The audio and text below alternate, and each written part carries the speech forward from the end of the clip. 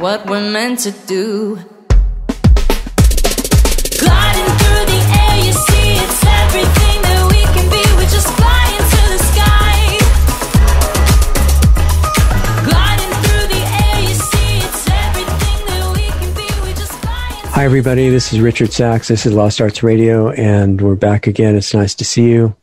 A lot happening. Things are evolving so fast. I feel like we should update things, once an hour or something like that, but we'll keep up as well as we can. And we recently had a very good response from Julie Wentz being on the show, and she's doing a great program with Arizona Stands Up. The idea being, I think what she described it as is bringing back the constitutional rights of the people in the state as an example to people in other states and certainly in other countries too, with the idea that the basic rights, the natural rights as they've been called, that everybody has don't come from government. They don't come from the UN or any organization like that. You have them, since the beginning of your life, before you're born actually. And they just come to you, and governments can't take them away. That's why this country was started with the idea of unalienable rights. That means you can't declare that, we just have to take your rights away for a little while, and then we'll be sure we remember to give them right back. You can't do that if they're unalienable. Otherwise, they're alienable, and you don't have any, because anybody who wants you not to be free just declares an emergency.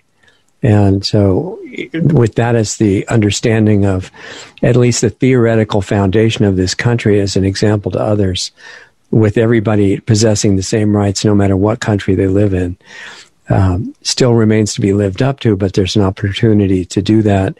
And we're in a really unusual situation, environmental situation right now. I don't mean with respect just to what's happening to the poisoning of the air and water and land. I mean the environment of what humans are doing, trying to take away the unalienable rights that you have, no matter where you're listening from. And the justification of that is a terrifying pandemic that is killing just about everybody in the world. And the way they know that is they got this test that tells you everybody is dying of this, even if they die in a car crash or anything. If they test positive, supposedly according to this test, that they actually died from the disease.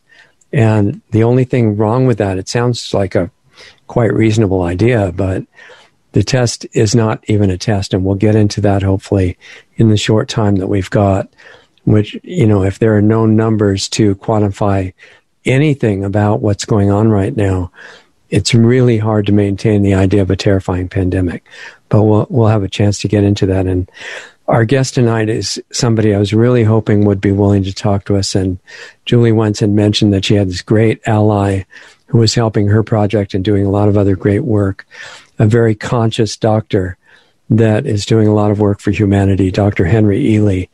And he fortunately agreed in the middle of his intense schedule to come on the air and talk with us for a little while. It should be a great conversation. And instead of reading the paragraphs of his bio, I want to spend some time on really explaining where he started all this, going back maybe from before it officially started in its present form, how he got interested and what's going on now and what's hoped for the future. And that should be a challenge to cover in the time we've got, but we'll see what we can do. So welcome, Dr. Ely, and thank you. I really appreciate your being here. Thank you, Richard, for having me on the program. I'm really honored to be here. I've been telling folks, like we spoke about a little bit yesterday, what's been the silver lining in this year has been the connections that we are creating from people from an incredible array, a diversity of backgrounds that we've been programmed and taught that we are antagonistic to each other, but that we are actually really connected. And one of the things that I was talking with my son about today is that it's really funny that progressives and conservatives alike seem to have an open heart and an open ear to the research that myself and my team have been publishing, and these seem to be very divergent groups, but they actually agree on this, and it's been very reassuring and it fills up the hope cup. There is common ground. We don't have to consider each other as enemies. Right. Just to explain, since I didn't really go into your bio or anything like that, I want to give people a feeling where you came from, not just what you're working on right now, papers you're involved in and stuff like that, but how did you get into this whole kind of concern for the earth and what you could do for it? Well, I think the first thing that I want the audience to understand is what I'm doing, everybody can do. I'm nobody special. And what's so important about that thought process is that it makes me dependent upon collective work and us coming together and seeking these common grounds. Right. I'm a licensed naturopathic doctor. I've been in practice working with people for 2 decades. Prior to that, my previous life, I was a database developer and data analyst. And prior to that, I was a mechanical engineer. I really love to learn. I'm a lifelong learner. And right. We saw one of the things I wanted to be able to do for people this year was there was a lot of fear right off the bat in January, February developing. You could feel the tension among us. So I felt like what I wanted to do was really embrace the aloha spirit and be reassuring to people as much as the data would allow me to, but I wanted to make sure we were presenting all parts of the data. One of the big problems I've had throughout this is we talk about cases and fatalities, but we never talk about recoveries. We paint these pictures and these images of the worst situations, but we don't consider the kids that have committed suicide and the people who've lost their businesses. Right. We don't think of the families that weren't able to be present when their loved one was passing away, and that weighs on me a great deal. I couldn't imagine having one of my parents passing away right now and me not being able to be present at their bedside. Because somebody and that's what's happening commonly everywhere. Right. So I have a pretty extensive background. I've founded a school on holistic nutrition, Energetic Health Institute. We're very proud of what we do. We feel like we graduate high caliber professionals who can become board certified. And, what we're doing, our entire ethos is really summed up in 2 questions. Am I working hard? And is my heart in the right place? And my duty to my fellow Americans, my global community, is to make sure that I can answer yes to those 2 questions every day and in everything that I do. That yes, I'm working hard, and yes, my heart is in the right place. Where's the school? It's online, so we're in the ether. We're a nonprofit, and we are technically located in the state of Oregon, in the United States, but we have students all around the world. And what do they get board certified in? Board certified in holistic nutrition. We teach folks how to really use natural medicines, especially food and herbs and nutrients as the medicine they're intended to be. So if somebody wants to become a student or find out about it, where do they go? Go to energetichealthinstitute.org and just fill out a scholarship application, and we'll meet you. There's no obligations. We love building relationships, people. That's what this is all about. When you say scholarship application, that kind of implies like some special deal on the cost of getting in or something like that. Exactly. We're very lucky to have some sponsors that assist with us so we can ensure every new student gets at least some scholarship, so we can keep tuition very low for the students that have to pay tuition. Okay, that's great. And what kind of, one of the reasons, there's so much to talk about, we need at least 10 hours for this discussion. So I'll try to talk at high speed as much as I can. But, so, right now, one of the things that people are interested in is that so many businesses are being destroyed systematically, and people are losing their income. They're reaching the end of their, most people don't actually have any savings, but they're like unemployment and stuff like that is running out. And so they're looking for other ways to make a living. if they graduate from your institute, what kind of stuff can they do to actually make a living that's connected with it? Thank you for asking. They can work with clients. They can develop their own practice. They can work in a supportive role with licensed physicians. We have plenty of our graduates who are doing that. We have some of our graduates who are working alongside doctors in oncology clinics, cancer clinics, throughout the world, and they can write. They can do a lot. They can do their own seminars. They could start their own school. I would support my students doing that. There's a lot. It's really open ended, which is what I love. It sounds great because connecting a way to generate money that's actually not perpetuating evil, that's a really good idea. Right. Especially one that can be adapted to different people's situations and that sort of thing. Mm-hmm. So one of the things you're doing is teaching at that institute, I guess, right? One of your regular activities. Yeah, correct. I'm very blessed to have a incredible student body. We attract people with good hearts, and it's just a joy. It's an absolute love of my life, to be able to go into the school every day and work with the students. We just did a holistic nutrition masterclass that we do every week, but we just did one today, and we were talking and breaking down cases and teaching people how to think about healing so that there's understanding there's more options than just what we've been told out there. And these options aren't voodoo. They're not hocus pocus. They're actually evidence-based options. And we need to make sure people understand that there is scientific evidence behind nutrition as a primary modality of healing. Yeah, exactly. Okay, so we talk a lot about that. What other major things are you involved in right now? Well, this COVID stuff has definitely become a huge part of my life. I work 2 jobs now. One I get paid for, one I volunteer. The COVID stuff I volunteer on, but I'm a part of a research team that's invested in, that's filled with doctors and nutritionists and attorneys and public health policy specialists and death reporting clerks and from all walks of life. Collectively, we've invested now at this point well over 15,000 hours of research collectively into this sprawling COVID topic. I was just able to support actually give testimony today for a resolution in a county here in the United States that passed a resolution protecting small businesses. I wanted to know how that went. It passed. There was a lot of consternation. They didn't like what I had to say. So one commissioner, who shall remain nameless and who I have a lot of respect for, didn't like what I had to say. He felt that my analysis of CDC and state health department and local county data that's published for everybody, felt that I was being misleading, but wouldn't say how I was being misleading. So I'm just going to surround him with love, logic, and light, and hopefully he wants to engage in a conversation with me.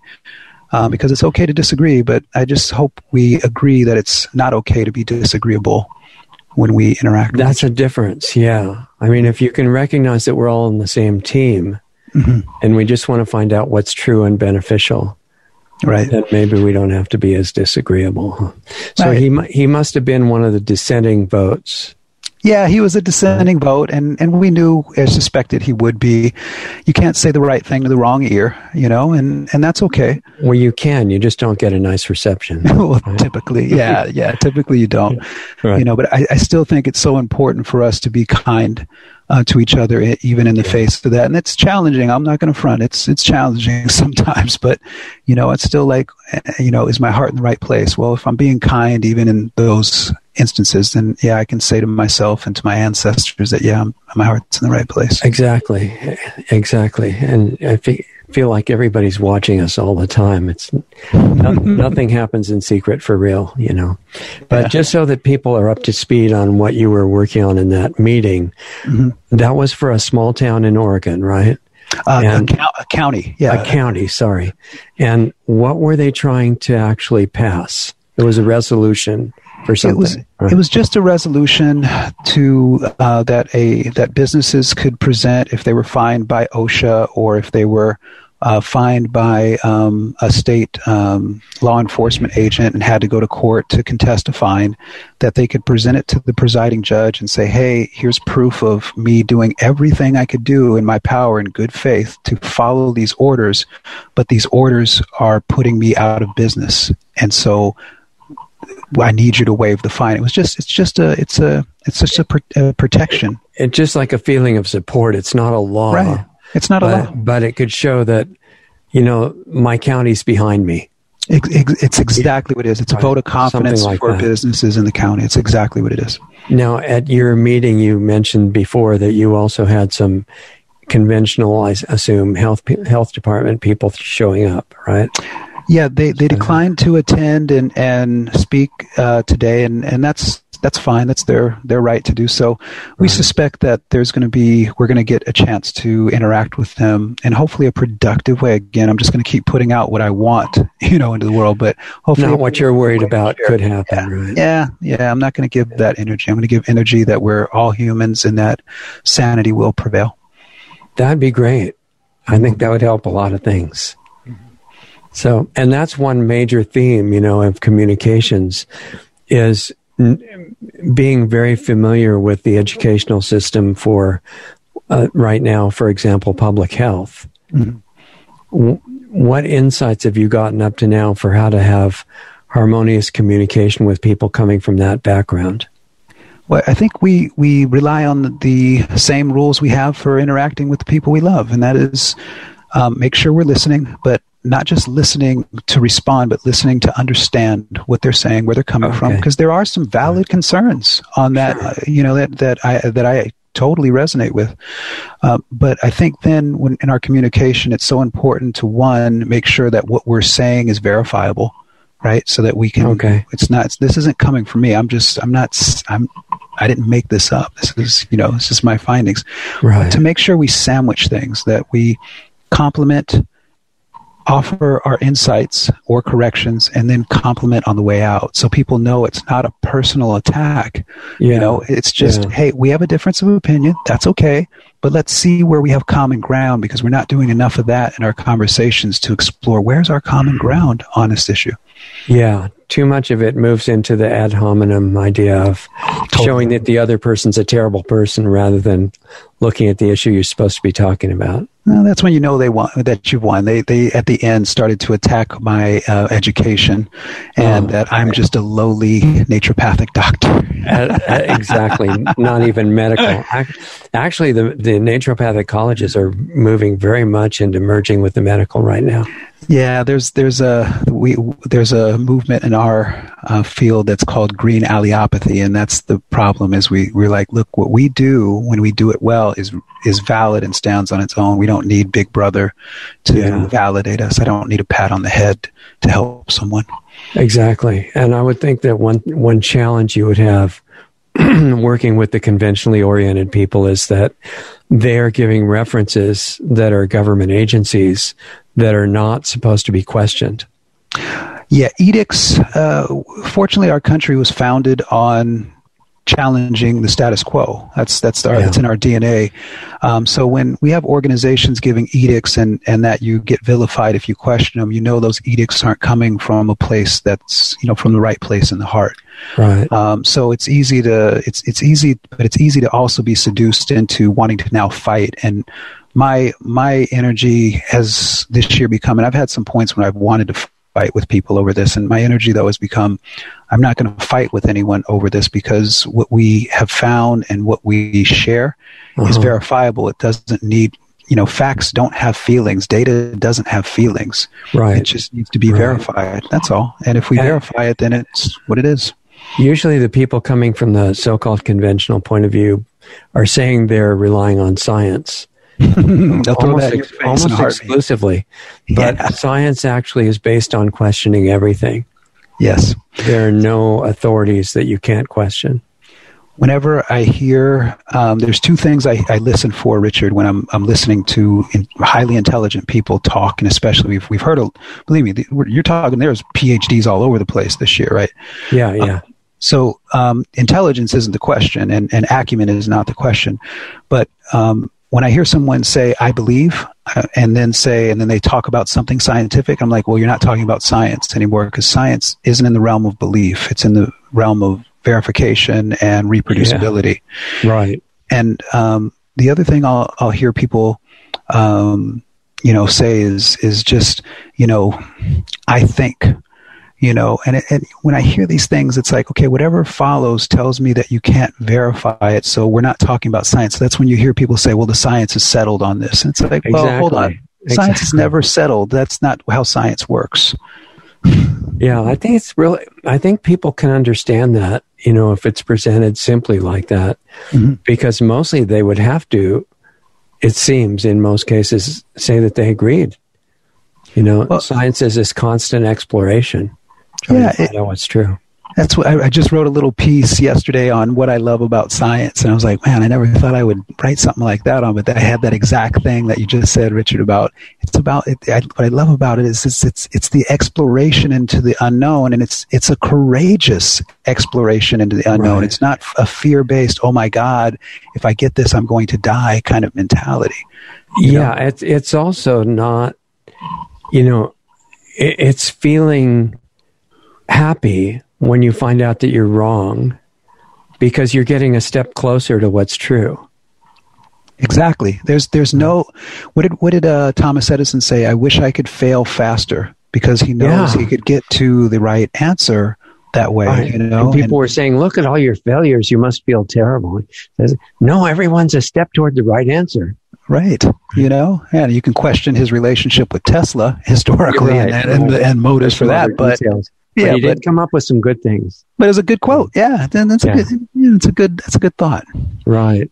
Yeah. It would be amazing if schools and universities could absorb that idea, which may eventually happen, right? Well, we have to make sure we maintain financial independence in order to do that. You can't. That's a real big deal. It's becoming increasingly more difficult to maintain independence of thought without financial independence along with it. That's a huge issue. That's why I was asking you, what can your graduates do? Because if, the worst situation is for everybody to be dependent on universal basic income, and it's being sold as utopia, as those things always are. And people don't realize they kind of left out the middle part about how it's conditional on total acceptance of whatever they say you should think. Yeah, you give up your unalienable rights exactly to enter into that agreement. And if somebody wants to do that, that's fine. But I think the welfare system has proven, and what it's done to the black community in this country from late 1960s onward is proven itself to be an abject especially failure. After Kennedy was killed. Yeah. It got really bad. It got horrible. For what some folks would consider my people, that's never the way we were raised. Like my grandmother, we traced our lineage back, my sister did, to 1835. The oldest family member we can trace right now, 1835, a marriage license from two slaves, and they had to ask to be married. That's what slavery is. And, my grandmother was always staunchly self-reliant and independent, and I will do for myself, this holy Henry David Thoreau kind of ethos. Yeah. I really like that feeling.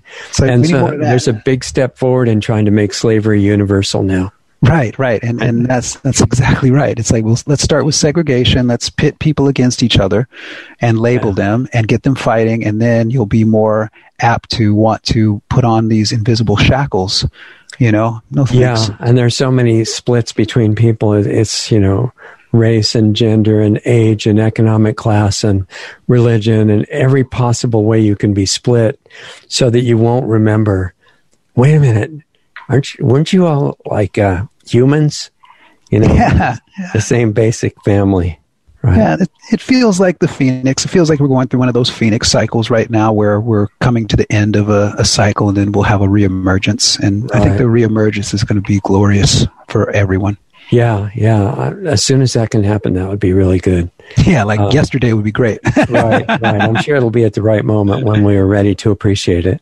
Amen. But so your second full-time job connected with the COVID stuff that you're describing, is that mostly being like giving testimony and things like that at meetings? Well, it's morphing into that now. What it started out on March 12th, I started collecting all the data from Italy and from South Korea so I could get an understanding of what we could expect here in the United States. And what we could expect was that the highest risk folks were going to be over 60 with pre-existing conditions, comorbidities.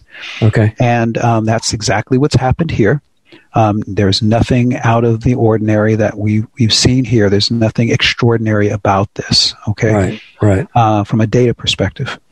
And then what we started seeing was the languaging coming on, which started concerning me, this whole flatten the curve, and then we'll let you back out. All right. Yeah, it's only going to be 2 weeks, though. Right, and then we have to extend this out a little bit more, so you got to make this sacrifice because we don't want to kill grandma accidentally. Okay. Exactly. And then it morphed over the summer into, if you don't wear a mask, you might kill someone. And I'm like, wait a minute, time out. Yeah. If I don't wear a mask with nobody around me and I'm not exhibiting any symptoms, what you're telling me is I might commit manslaughter? What an that's what you have to understand is that you cannot be sick and be deadly sick. And that if you have no symptoms, you're really dangerous to everybody else. And this idea of the asymptomatic carrier, which the WHO retracted, yes, without letting very many people know. Yes. And they think that it's still in force. Well, and the CDC conveniently moved from asymptomatic theory, which was just a theory that was proposed and it was garbage the second it was proposed, to what's now called pre-symptomatic transmission, meaning we just aren't showing symptoms yet. It's like everybody's about to get really sick. Oh, right. So what most Americans don't know and most people around the world don't know is that in medicine around the world, we're taught that you have three things for a viral infection, and that is you need to have symptoms. Symptoms tell us which type of test we need to order, in this case, a viral load test where we pull some blood and we see how much of the virus is there. Yes. And then the third thing, which is antibody testing. If you're testing IgM antibodies and they're positive, but your IgG antibodies are negative, that means you are contagious with a viral load and symptoms. And if you test IgG and you don't have symptoms and you don't have a viral load, guess what? You have natural adaptive immunity. Your body has figured this out, and now you don't need an artificial infection, otherwise known as a vaccine. Now, to do an accurate antibody test, do you not need a sample of the virus that you're supposed to be looking for antibodies for? So let's just jump into the deep end here, quick. Yeah. We only have a few minutes, so I thought we should try it, There's a very interesting report I'd encourage your audience to check out. It's the Corman-Drosten review report. It was done by a number of very acclaimed molecular biologists and professors from Europe. I think there's about 21 people listed on the paper with all their credentials, and it's substantial. And it's a detailed paper. But at the end of the paper, they found 10 problems with the PCR testing. And one of the major problems they found was that it's not based upon a live virus. It's not based upon a virus that they were able to culture. It's a synthetic, computerized, for lack of a better description, 3D print of what they think the viral sequence is. The translation of that is the computer actually made up most of the virus, right? Filling in the blanks that they didn't have any live samples of. Exactly. And so, all of the testing is based upon that. These vaccines that are being rolled out are apparently based upon that. I haven't delved in as deep as I want to yet, so I'm going to reserve my comment on that. Okay. But when I looked at the original PubMed research coming out of China saying that, hey, we've isolated the SARS-CoV-2 virus, and what's concerning for me in that process was there was no verification by any other teams in China, let alone in other countries. That it's like we're all just going to have to take this word of this one of these scientists that this is what the viral genomic sequence is, and move on with it. And I think that is such an opportunity for corruption. At the very least, the optics of doing that are horrible. That's not the way science is designed to work. Ideally, you really want a sample of the actual material you're trying to test for, right? Right. You want a live culture, which means in a viral situation, they would take the virus and introduce it to a supportive cell, a cell that can host it. In this case, hopefully a human cell. Right. And you would have enough cells in the Petri dish so that you could transport that virus to other labs, so the labs can then test it and say, yes, that viral sequence you're publishing, we've confirmed it. Let's put it in the international database on this. That's exactly what this patient has. Right. And then you have a quantitative test so that they don't just have some minute trace of it, which is irrelevant. Right. They have to have enough to make them sick. Well, what's interesting, I think we're all getting a great lesson and education on PCR testing. And the person who designed PCR testing and won a Nobel Prize for it, Dr. Carey Mullis, who unfortunately is no longer with us, he was point blank, this is not a diagnostic tool. This is a process of elimination tool. That if you have some symptoms and you want to get a quick, inexpensive look at what's going on a tissue sample or a sample of mucosal fluid and see what's in there, you can run a PCR test. And then what that allows you to do is it allows you to use other tests to confirm. Quantitative tests. Right. This is exactly how this test is not supposed to be used, but we are continuing to use it that way. And even though on July 17th, the CDC moved, and this is on their website, but they moved from a test-based methodology, which is all you need is a test to confirm, to a symptom-based methodology, which confirms what the World Health Organization did, which says that if you don't have symptoms, you're not sick. Let me say this. If you don't have symptoms, you're not contagious. Because that's what we're concerned about, transference of this this virus to other people, especially people in high-risk demographics. Well, and didn't Carey Mullis, the inventor, also say basically the reason that you don't use this test as a diagnostic test is it'll find anything in anybody. After a certain number of cycle amplifications, photocopies, yes, that's why you get, this is where you get a little bit of fuzzy depending upon the person who has familiarity and expertise. But the general consensus is that if you're amplifying the sample material above 30, 35, even Dr. Fauci says above 35, it's pointless. If you do that, you are exponentially increasing the rate of false positives. Every amplification you do over 30.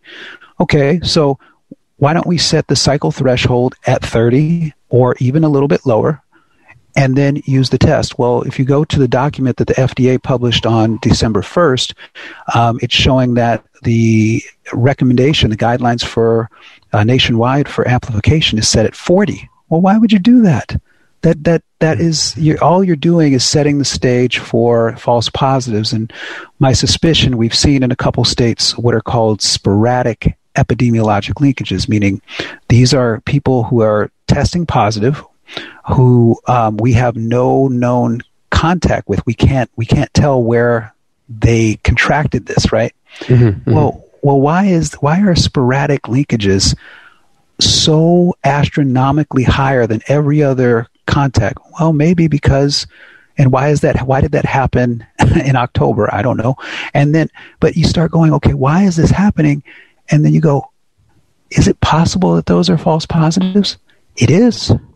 Now, does that mean that I'm definitively saying that? No, I'm not. But You're it's saying possible. You don't know. Right. I'm saying it's worthy of investigation because that's what science does. Science asks questions. So there's two issues with the test. One is the cycles, number of cycles. Since if you run it up high enough, you can show everybody positive. Pretty much. Which would be useful if you were trying to do that. But if you wanted to know, it would just skew everything. But the other issue is that you need to know specifically, conclusively what you're actually looking for. Right, and that's where you start looking at the reference material. What's called the reference material. The reference material used is this 3D. It's this idea of what we think the genomic sequence is. It's not the reference material that's pushed out by GISAID and another organization that's supplying all the reference material to calibrate all these things around the world. It's not based upon a live, fully sequenced virus, a what would be called a natural virus, something that, hey, this came in, we isolated the tissue, it's in the tissue right there, look, it's right there, we can see it, and now let's build our test and our reference material based upon that, not based upon this manufactured genetic sequence that has been entered into the International Database of Virology. The other thing that goes with that is that just recently, I'm not sure, I should remember the source, but it's not in my mind right now.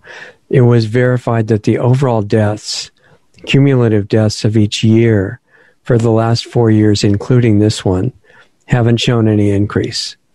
I did confirm something last night. We went into CDC Wonder, which is an archive database that gives you data through 2018. Mm-hmm. You can also do some research into Dr. Genevieve Briand from Johns Hopkins University. She published a paper on this, and she says very firmly, she stands by her analysis, that there are no excess deaths this year. That's what I was trying to say, yeah. Right. So, because this is the new debate, right? So it's always, they keep the goal, like the ad hominem, we keep moving the goalposts on this debate, right? So it's this. First it was asymptomatic transmission, or first it was, we don't want to overwhelm the healthcare system. And then we have frigates, medical frigates sitting out in New York Harbor, empty. And which then, no one used, yeah. Which nobody used. And then we get into, now we're moving the goalposts from asymptomatic transmission to, this is why you have to wear a mask and social distance, to now let's move the goalposts again to this notion of excess deaths. So when you go in and you look at CDC Wonder, which has an archive of every cause of death, you see, and let me pull up the exact number for you. If I want to make sure I'm quoting this properly. Okay, so CDC Wonder, I just did this today. And remind me of if there's a site that this is on, because I totally. It's the CDC. Yeah, it's CDC Wonder. Anybody can access it. It's public domain. Okay. So in CDC Wonder, all causes of death total for 2018 totaled 2,839,205. That's in what the we U.S. have. Is this U.S.? Okay. U.S. only. Yeah, U.S. only. Okay. So 2.8 million is what we had in 2018. As of December 9th, according to the CDC and their provisional records through the National Vital Statistics System, what we have, give me 1 second, just pull up the exact number for your audience. What we have through the 9th, what we have through December 9th is 2,703,232. So we are right on par with what we expect to be the final count at the end. So we're not seeing any excess. With basically 3 weeks to go. Right. We're not seeing any excess, anything that we could construe as excess deaths. I think what's important to keep people in mind of as well is, as of December 9th, COVID fatalities, and of course this is a very liberal definition of what a fatality is. COVID fatalities make up, even with that incredibly liberal definition, only 9.6% of the total fatalities in this country from all causes. 9.6? 9.6% of all the fatalities so far in 2020 have been associated with COVID. That sounds like a lot to me. That means 1 out of every 10 people who dies, including car wrecks and everything, died of COVID. And yet there's no excess. Right, but there's no excess. But that's where you get into this thing of, now they're subtly changing the language from COVID caused to COVID associated. Which there's a presumption that it's cause if it's associated. Right. Let me share a story, because I think we have a lot of these stories, sadly, this year. But I have an employee whose mother passed away last week. Okay. Her mother has been in a really poor state of health for a number of years. Diabetes, cardiovascular decline, dementia, you name it. She's beyond the normal life expectancy of 78 years of age. My employee was working with her nutritionally, and that we think that's why she got some extra years, which was great. Sure. But now she's at this end point. She's having trouble breathing and everything, so they're worried about COVID. They take her into her physician. Physician says, "Listen, I've done a chest X-ray. This isn't COVID at this point, but what I can tell you, sadly, is that her aorta is starting to shred." This is his words, from the heart. It's separating from the heart. Okay. So he says to the family, he said, "Look, I'm going to tell you honestly, if I operate, she's going to die. Yeah. And if I don't operate, she's going to die. This is what's in front of you." So the family decided to put her in hospice care. Mm-hmm. She was put in hospice care, and they ran another PCR test, apparently, on her for some reason. Yeah. The test came back positive. They didn't show the family the positive result, but the test apparently came back positive. Mm-hmm. And, of course, mom died a few days later. And on the death certificate, they listed it as a COVID-caused death. Yeah, that is common. And that's the problem we have with the certified death reporting. We're doing something vastly different than we've done for the last 17 years, and we're doing it exclusively for one infectious disease, the SARS-CoV-2 virus. Right. And what's so crazy about it is you don't even have to have a definitive test, positive test to show it.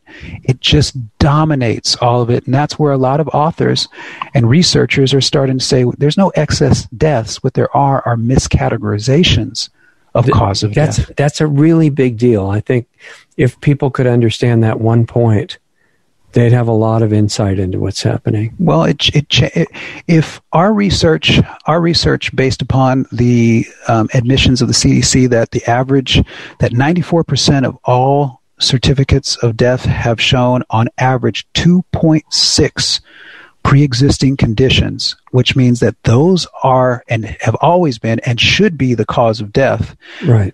COVID, if it's positive, could be listed as an initiating factor, sure, but that's supposed to be left to the discretion of the person filling out the form, okay? Because they know the medical history. Well, if that's the case, that means that there is a potential, Richard, that we are overestimating or have miscategorized fatalities by upwards of 94%.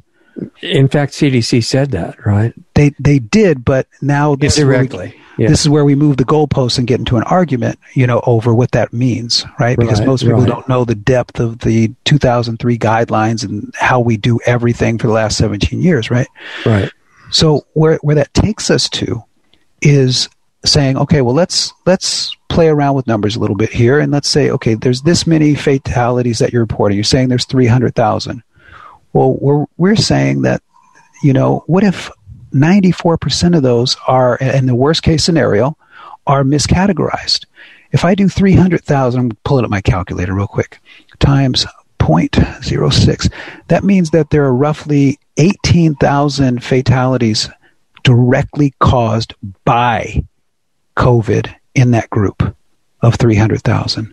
Right. So that means that there's no excess deaths from what we're seeing data-wise right now, but that we have a miscategorization of upwards of 280,000 fatalities. We've been told that COVID can cause heart attacks, and therefore most of the heart attack deaths are actually COVID if they test positive for it. Well, we've had people get hit by a motorcycle or I remember hit by a bus. Yeah, I mean, and you're just like, that's not, and so then I step back and I go, okay, look, we're not going to be able to definitively prove that without freedom of information requests and detailed looking through everything. So that's not a hill that I'm going to stand on, but it's something that I want to make sure people are aware of, that there's this potential out there, but I'm not going to be definitive with it because I need those records to prove it. But what I can say to folks is let's stop looking at COVID cases and fatalities as a lump sum. Let's start looking at it by age demographics, because it's so easy to see where our high risk group is. They're 65 and older, with pre-existing conditions, and let's target, focus, personalize our compassionate attention to protecting them while not creating collateral damage in the low-risk groups. There's a way that we can make it work for everyone, because I think we all agree on some level, I hope we do, that the blanket policies, the one-size-fit-all, it just hasn't proven itself to be effective. Well, it's like what you said your employee did for her mother. She was able to focus on her and help her live longer and better quality of life while she was alive, things like that. Exactly. And I think the thing that was sad for me in that instance, Richard, was that she wasn't able to be next to her mother while her mother was passing. That's the tragedy. We're all going to pass at some point. Right. But not being able to be next to the people you love because someone won't even give you the right to sign and say, yes, I acknowledge the risks. I waive any right to sue you if something happens to me. I want to be next to my mom. Done. Right. Then we're done. Yeah. And you see these sheets of plastic and glass and plexiglass and everything separating people. And it's just... There's a special machine where you're each wrapped in plastic and you can hug each other through 3 different sheets of plastic and say whatever you want because you can't be heard anyway. So yeah, it's preposterous. It's like, look, there's nothing about life that has ever been a zero risk proposition. That's you look at something like tuberculosis that has a really high death rate, right? And nobody's shutting down anything because of that. It's actually, also very contagious, and it's actually a true pandemic. Yeah, as is HIV. You go to the World Health Organization site, and you'll see what those are. Those are legitimate pandemics, but they don't stop normal life. We don't, right? And we don't ask people to mask while making love either, do we? Yeah, or underwater or anything like that. Right, exactly. Put on you're just going snorkeling, put on your mask. Well, that's one really nice thing about most of these declarations is that they so far don't make you wear your mask while you're swimming. Right, exactly. There's the safety. We got to grow gills. Right, right. Oh, well, in the little bit we have left, we should mention at least the mask thing is important for a couple of reasons, and this is the focus of a lot of mandates on local, state, and not federal yet, but depending on what happens with the final resolution of the election, which is really not decided yet, Agreed.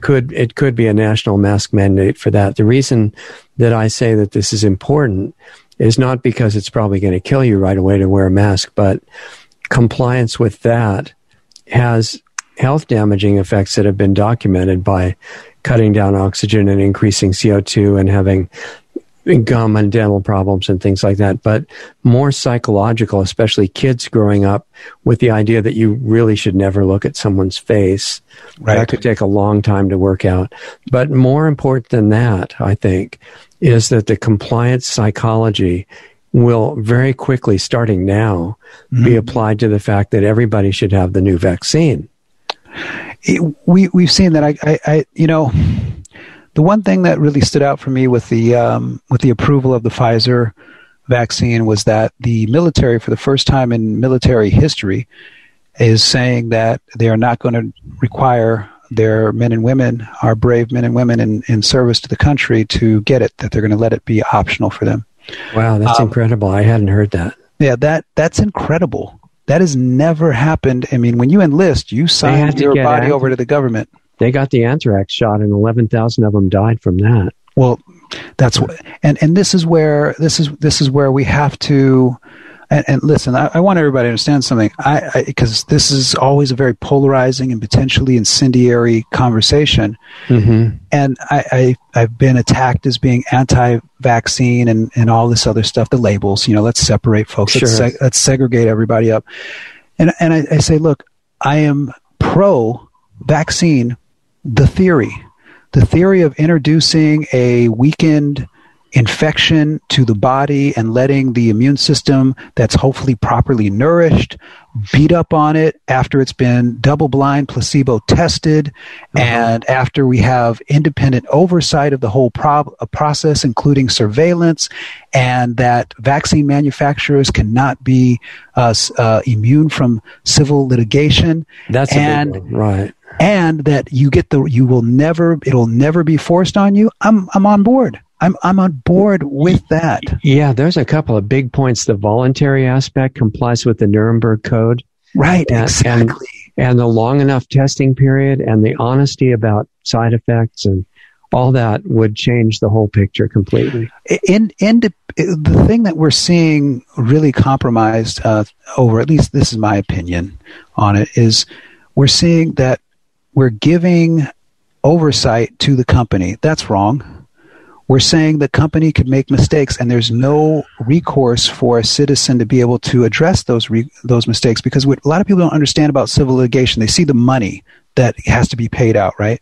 Right. But they don't understand what that does is it launches additional investigations into the company, additional investigations into the product that often results in the company recalling their product. In a normal situation where there's no immunity, right? Right. And then improving their product. There's an incentive to improve. Right. That the ability to sue a company is our oversight of the companies. Right. And it's something we can't give up. But it was taken from us in 1986 in 42 USC 300 code. And it's specifically, if people want to look it up, it's 42 USC 300 AA-11 and 42 USC stands for US Code 300 AA-22. That was signed by Reagan? Signed by Reagan, authored by Henry Waxman, California. Right, exactly. And a lot of people think, well, in fact, Bill Gates, and there's so much more. I hope we can do a follow-up to this conversation at some point. Sure. But Bill Gates was saying, that when he was asked about the effects, and unfortunately they use this term side effects, but it's just the effects that may not be that great. And what happens, is it really safe? And he's saying, well, the CDC is the gold standard. And of course it's safe. And they'll guarantee it. And people think that the CDC does testing, and they don't. They don't do independent testing. They rely on the testing from the vaccine manufacturers who can cook the books however they want. Let's not kid ourselves about that. There are billions of dollars at stake. But I think what's important about a statement like that is, number one, the languaging. He's throwing around the word gold standard. Well, the gold standard is the golden rule. Do unto others how you want done. That's a really good gold standard. Yeah. That's the gold standard. So, what I would say about Mr. Gates and the Bill and Melinda Gates Foundation is, I want to openly wonder aloud just how incredible our world could be if the philanthropy was directed in a way that was not just optically compassionate, but genuinely compassionate. It would be incredible. Incredible. I think that's one of the things that really attracts me to your work and makes me feel like it's so important, is that the spirit behind it is not combative. It's not to show that the other side is all bad people and idiots and all that. It's to show that, wait a minute, we don't have to. What if we didn't, go along with the fighting paradigm and we said, we're humans living for a very short time on a planet where everything is, on the physical plane is unstable. Don't we need to actually help each other and do the best? Every one of us should be a philanthropist, with or without money. And, inviting these people who may have gone off in a different direction to, you could still be a real philanthropist. And there's no reason that it's too late. It could happen anyway, right? Every day is a new opportunity to see the world for what it can be, other than what it's the direction that it seems to be going. And I would totally welcome that type of synergy that he and other people in his groups of enormous financial influence have the ability to create. My intention that I want to put out into the world is to create that. Instead of, I'm not into the whole vilification of people. I believe in the triumph of the human spirit, and that we all can all have that moment, that biblical moment of falling off the horse and being blinded so that we could see the light. We can all have that. Yeah, exactly. And there's no way to really condemn anybody, because that could be us. And in a way, it is us in another form. Right. So. We're this is one of the dopest things we could ever do, be born into this existence. But this is, I'm sure of it, a minuscule atom-sized fraction of the true grandeur of what existence really is. Yeah, I think that would be a good project to demonstrate that now. Well, I would love to chat with Mr. Gates, and I would welcome it, and not a debate, but just a chat. And no, I'm proposing a new kind of debate where it starts with the presumption that both people are on the same side. Right. The other side is defined by being willing to change or keep their opinion under the idea that they both want the truth, whatever is true, and they both have the same motive.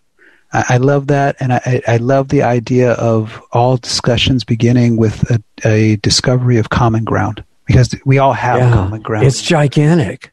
Mm-hmm. We've been doing such a great job at ignoring it with the encouragement of the media and fake education and entertainment and all that stuff, but it's still there. There's some complicity. So we got a lot more to talk about, but hopefully we'll continue that at the next chapter. Richard, is it okay if I plug my team's peer-reviewed paper? I want you to do that, and how people can follow what you're doing, what you think they need to support, participate in, anything like that. Thank you for this opportunity, and thank you for this conversation today. This is I'm feeling so incredibly hopeful and filled up in my heart. Just getting to talk to you, you chill me out, and I was running at about 130 miles an hour before I got on. Yeah. The first thing, if people want to connect with us, you can find our paper. I guess, Richard, I don't know in terms of distribution. We can provide you with a direct link that maybe you can share with your audience to the paper. Whatever is okay to give people. Sure. Yeah, for sure. Yeah, everything that we do, we consider to be public domain. Okay, so great. We're transparent. Can I send you an email with that information? And we'll post it. In fact, this is a recorded conversation. All right. So we can put it on the screen. We can put it as a link below. We can do all that stuff. Great. Well, I'll make sure my folks send you over the full packet and everything so you can decide what you want to share. But it's public domain as far as we're concerned. So everybody look at the screen, look at the links below, and you make sure not to miss anything that way. Right. Start getting informed. I think the next thing is start getting involved. Once you've been informed, start getting involved. We have to understand that disagreements on social media is not being involved. Right. Those are just cantankerous discussion opportunities. That's not it. So I say contact your elected officials, contact the Department of Justice, contact your state health department, contact people, and start making your voice heard, but make it heard in a positive way. There's I know we there's could do a whole show on that. How to do that. We could. I'd love to show them, because we've collected all this information, and what we're working on is a website in partnership with some other, really incredible people that we think is going to give people not just the information, but how you do the next step, which is to get involved, to take that action. Exactly, not feel helpless, right? Right. You don't have to be, but action to be just conversating with somebody who is afraid and saying, hey, consider this. Right. I'm not telling you you're wrong. I'm not attacking. No, you can let them know you really understand how they feel too. Right. I personally, I've learned a lot from the oppositional sides. Yeah. From the fear. And I have friends who are like, look, I'm going to be incredibly precautious because I have my mom who's in ill health living with me, and I just do not want to take that risk. And I'm like, respect. Tell me what I need to do when I'm around you so I can honor what you're doing. And because I want that reciprocated to me on other things. You know what I'm saying? It's just like, yeah, I do. Yeah. So, and we need to give people a lot of specifics on how to handle, this gets into the issue of communications in general. Totally, it does. How to make them lead to harmony instead of conflict. Absolutely. It doesn't have to be ugly. No, we make so many assumptions like that. May not necessarily be accurate. Right. 99.9% of the time they're not. And what about how to stay up with what you're doing? Is there a way to do that? Yeah, we're creating a vehicle for that right now. I'm doing much more work behind the scenes. I do post on my Facebook page, probably the most frequently, which is Hanale ALA on Facebook. Until we get a better distribution point, I do also post on our Facebook page through the Energetic Health Institute. Okay. Typically once a week, some stuff in the interim until we get this full distribution platform that we're really eagerly awaiting. It's a little bit overdue, but good things come to those who wait. EnergeticHealthInstitute.org, right? Org. You can go there. We have a COVID page on that website. On Facebook, you can check us out, Energetic Health Institute, and go to our Facebook page, or any of our social media distribution points, and you can get some information. And if you wanted to reach out to us, I would say send an email to Operation Phoenix Rising at protonmail.com. Okay. And that's a way that we can start collaborating and working together and be supportive. We're really in the business of supporting people who are taking action right now. Operation Phoenix Rising at protonmail.com. Yeah. Mm-hmm.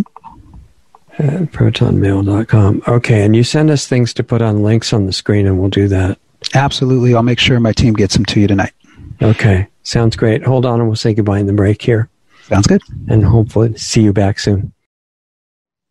All right, there goes Dr. Henry Ely, and I think after getting the privilege of talking to him for a few minutes, a lot of doctors could learn quite a bit from Dr. Ely, not so much in necessarily the number of technical papers he's read, which is a lot, and he's making good use of that, but in the spirit of what he's doing, it's so unusual to run into people in any profession, in my experience, that really understand that the spirit of what you're doing is what matters first priority.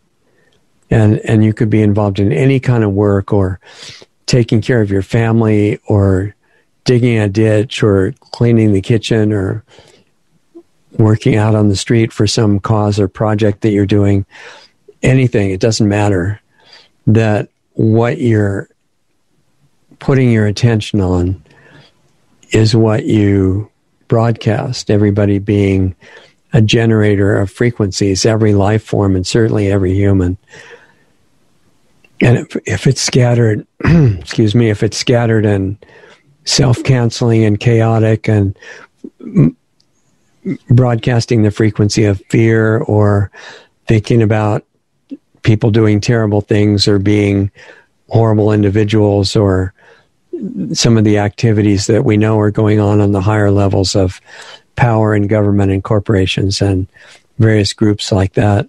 If that's what we're absorbing the feeling of, that's what we're sharing with everybody. And I've seen people give talks on great causes, and their focus was on this really dark energy, and that's what the audience ended up picking up from the talk on the great subject.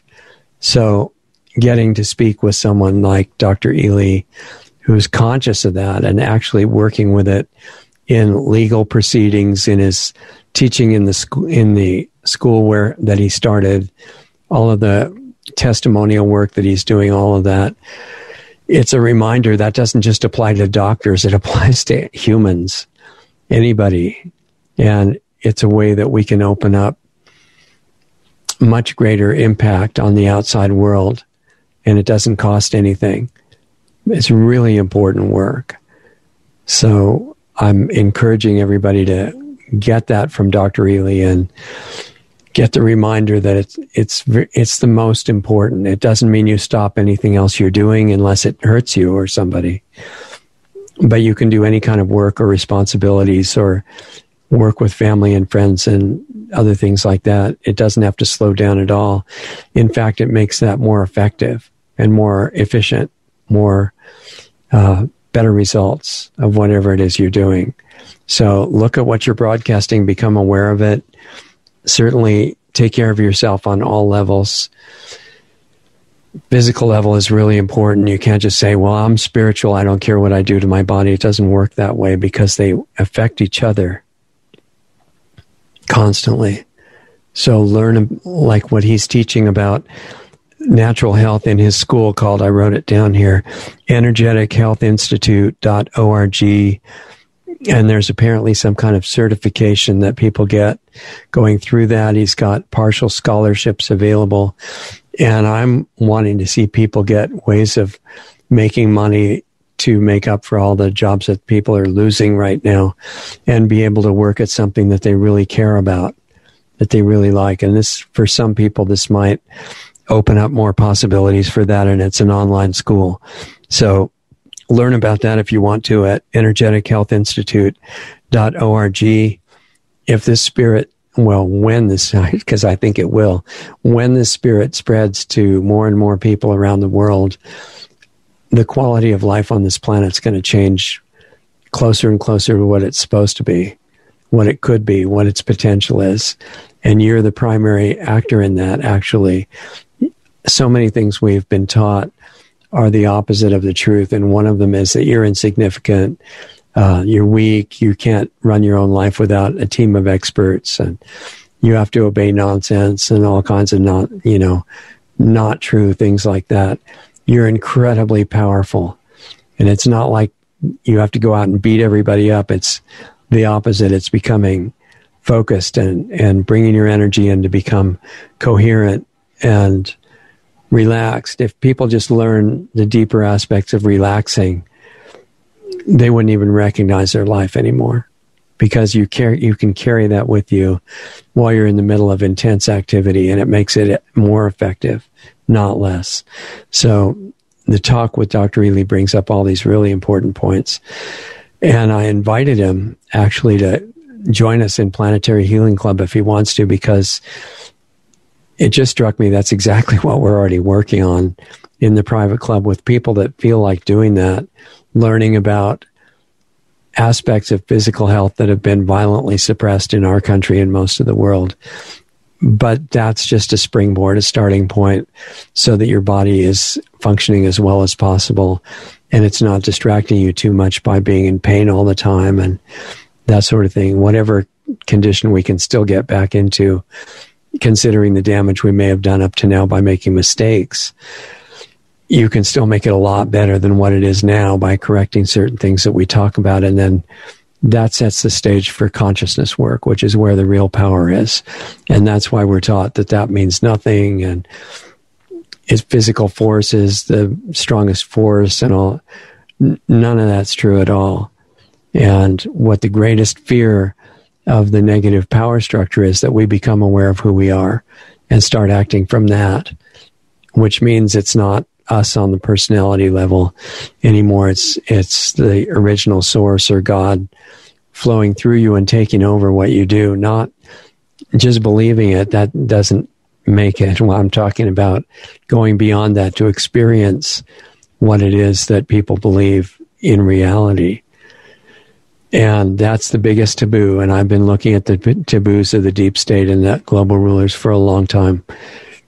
And there are a lot of those. You're not supposed to understand chemtrails or the fraud of climate change or the poisoned food or the damage from wireless radiation. Those are all taboos that you're not supposed to get into. But who you are is on another level, and, completely. And so that's guidance. That means that's where you need to go, regardless of what else you're also doing. And it's an invitation. And time on this plane of existence is short for each chapter. And I'd like to see the chapter we're in turn out as well as possible. I know it will in the long run, but I'm concerned about that middle part where it could be unpleasant. And we have a great power to make that better. So I'm inviting you to step into your huge role of playing a part in that if you want to. So if you want to check out Planetary Healing Club, go to planetaryhealingclub.com and join us if you want, or do it on your own, or do it with friends or anybody that has this awareness that these subtle levels are what matters most, and that you're not your body, that's your costume. And that's why the race thing is so stupid, because you can take different costumes at different times. If you realize that a person of one skin color now could have been the opposite or a different one before. Everybody's spirit, there's no, the conflict is all this powerful illusion that we're being taught by the people in media and education and so-called science and all this. That conflict is completely unnecessary and can't go anywhere unless you feed it your energy. And yeah, we need to fix some things, but you don't necessarily have to destroy an opponent. You can also wake them up if you're willing to do the work in yourself. You still do your physical self-defense or whatever is appropriate to the situation. You don't become helpless or anything. It's nothing like that. It's that whatever you're doing, this energy comes into it that changes your effectiveness. It's what the power structure is most afraid that you'll ever figure out, which is funny that they're afraid of it because it would help them the most of anything too. They're not setting up a good future for themselves by doing all the things they're doing to the population right now, and they don't have to continue. If you're watching from a position in the monitors or the sensors or people developing things to poison the world and, kill the life support system of the planet, you actually don't have to keep doing that. And it's better for you if you take a step in the direction of your own higher consciousness. That's real. It's not some silly belief. It's something that can transform your whole experience of life. And it's more fun than causing suffering to other people by a long shot. So just a thought in case you're interested in that, especially looking for everybody, but that includes people in power positions in government, the sensors, the monitors, people in high corporate positions that are involved in doing a lot of damage and thinking, well, I just have to do that because that's where all the money is. And that's where the elite groups get together and they get to have a fun lifestyle because they're willing to sell out everybody. There are things that are more fun than that, believe it or not. And you're invited if you're brave enough. So think about it. And in the meantime, take good care of yourself. And this is our Sunday show. We have a show on Saturday too at 4:30 Pacific, 7:30 Eastern, called Lost Arts Radio Live. It's about current events in some way. And then the club that I invited you to meets half an hour after that's over, Planetary Healing Club. And if you have questions, there's contact forms on our main site, lostartsradio.com. That also has links to all the platforms that we broadcast on and a lot of news stories and videos and interesting stuff that's all free. And then planetaryhealingclub.com, I told you, was a contact page. Also, if you have the means and you'd like to see us stay on the air for a while and activate some of the projects we have waiting for funding at the moment because we're not doing commercials, you can donate if you want to and if you have the means. LostArtsRadio.com has a donate button. So does LostArtsResearchInstitute.org. That's our nonprofit that runs everything. And so does subscribestar.com/LostArtsRadio. And we're on all these other platforms, Brighteon and other ones, at which you can see from our LostArtsRadio.com site. So that's about it. I hope to see you again soon. Stay in touch. Your comments and suggestions and questions are welcome. And we just want everybody to be okay. It's a really simple motive in this whole thing. That's it.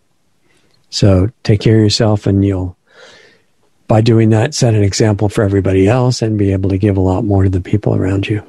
So have a great week, and we'll look forward to seeing you here again next time. See you soon. Introducing Lost Arts Radio on Subscribestar.com. Just go to Subscribestar.com/LostArtsRadio to find our rewards program, offering 10 different giving levels starting at just $5 a month. We offer incredible value for any rewards level, from extra monthly interview videos not available publicly to subscription-based Planetary Healing Club videos once, twice, or 3 times a month, to private counseling sessions with Lost Arts Radio host Richard Sachs, to tech help with me, Doug Diamond. We even have one option where you can be the star on Lost Arts Radio as our guest on a specially produced show just for you. We conduct an interview with you and broadcast it to our growing network and listenership. Our Subscribe Star levels are one of a kind and offer great rewards for any budget. Please help support Lost Arts Radio. We can't do it without you. With increasing censorship on many of our channels, we really need your support today to keep doing what we're doing. As Richard says, we're not even at survival level yet. Lost Arts Radio has 3 weekly shows. Lost Arts Radio Live each Saturday night at 7:30 Eastern, 4:30 Pacific, which is a live stream currently on multiple platforms in case we get banned from some of the larger ones. Right now, we're on 2 YouTube channels, Facebook Live, Periscope, which is Twitter, Twitch, and DLive. You can access these broadcasts by going to www.lostartsradio.com/live for all the links to those channels. The Planetary Healing Club meets right after Lost Arts Radio Live at 9 p.m. Eastern, 6 p.m. Pacific on Saturday nights. And our Sunday show with guests airs at 9 p.m. Eastern, 6 p.m. Pacific on Sunday nights on our Blog Talk Radio channel, our YouTube channels, Facebook pages, and on Brighteon. Be sure to sign up for our free email list just in case we do get banned on big tech's platforms. It's just a matter of time, really. They don't like the stuff we talk about, and they do not want the truth out there. In fact, they have already attacked us numerous times. Join our free email list so we can let you know where we are and how to access our shows. The sign up button is right on the top right on most pages of our website. The best starting point for all things Lost Arts Radio is our main site, lostartsradio.com, where you can find the hottest news selection videos that we curate just for you. Those are on the homepage and added to daily, as well as articles and breaking news about information you really need to know. Our show archives, the 10 most recent shows, are right on our homepage, as well as our Blog Talk Radio page at blogtalkradio.com/lostartsradio, or just click the All Things Radio Show tab right on our website. We're in the podcast directory on iTunes, and all of our shows except the banned ones are on our YouTube channels at Lost Arts Radio and at Diamond Disc. Our Brighteon page is really taking off, and we often have editors' picks videos right on their homepage. Visit brighteon.com/channel/LostArtsRadio. On our site, you can also access our free listener forum as well as sign up for the Planetary Healing Club, which is just $25 a month, where you get private access to a one-on-one interaction with host Richard Sachs and myself and the other club members who participate live. More info can be found at planetaryhealingclub.com. We're providing solutions in there to make the world a better place. Come join us. Stay tuned, because up next, you'll get to hear a really great song by an independent artist that we're doing our best to support. Go to lostartsradio.com/music for the full list of all the great songs and bands that we spin on our audio-only podcast shows. If you're in a band and want to submit a song for consideration for airplay on Lost Arts Radio, visit my website at diamonddiscaudio.com for more information about the music placement, mastering, and mixing work that I do. Thanks again for listening to and supporting Lost Arts Radio. We love having you as part of our family to learn, experience, and grow with.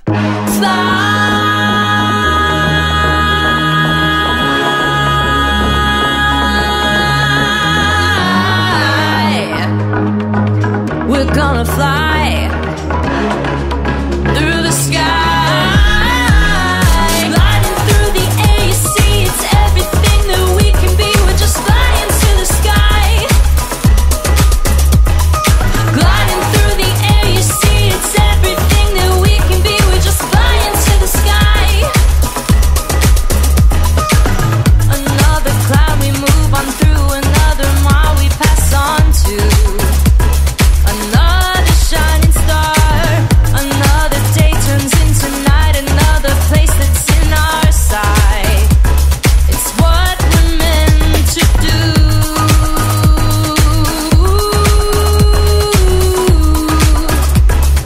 What we're meant to do.